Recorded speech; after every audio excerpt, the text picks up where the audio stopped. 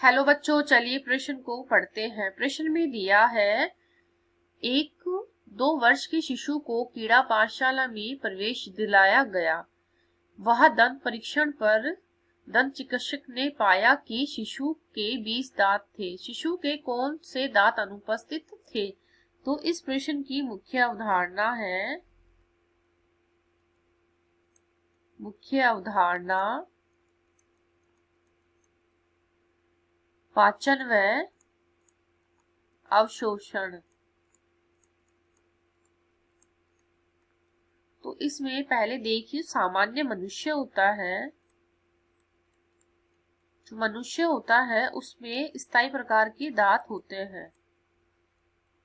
स्थायी दांत होते हैं, उनकी संख्या होती है 32। इसकी संख्या 32 होती है। तो इसमें क्या होता है, जो कृतनक जो होते हैं वो 2 होते हैं, रदनक जो होते हैं वो 1 होता है संख्या में, और अग्र चवर्णक जो होता है वो भी 2 होते हैं,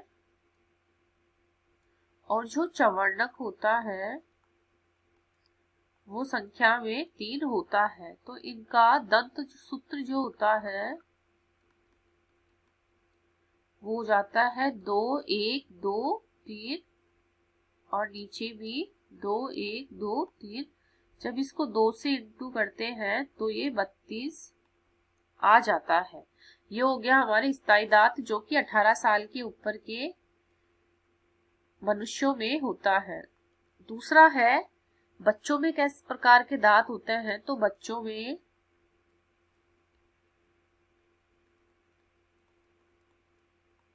में अस्थायी दांत होते हैं।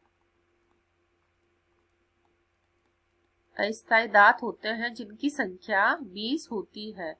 तो उनमें क्या होता है, जो कृतनक,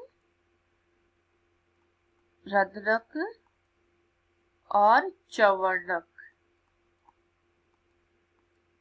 तो इनकी संख्या 2 1 2 होती है। तो जो इनमें अनुपस्थित दांत होता है, इनमें कौन सा दांत अनुपस्थित होता है? तो इनमें अग्र चवर्णक जो होता है वो अनुपस्थित होता है। अनुपस्थित होता है तो इनका दंत सूत्र जो होता है वो हो जाता है 2 1 2 2 1 2। इसको 2 से इंटू करेंगे इसको तो 20 हो जाएंगे। तो ये है हमारे अस्थायी दांत। इनमें क्या होता है, बच्चों में क्या होता है, जो अग्रचवर्णक दांत होते हैं वो नहीं होते हैं। ये 17 साल की उम्र के बाद आते हैं। तो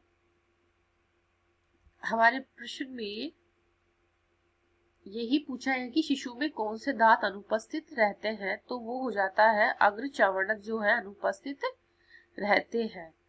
तो ये बाकी के ऑप्शन कट जाएंगे और हमारा उत्तर है अग्र चवर्णक। आशा करती हूँ आपको इस प्रश्न का हल समझ में आया होगा। धन्यवाद।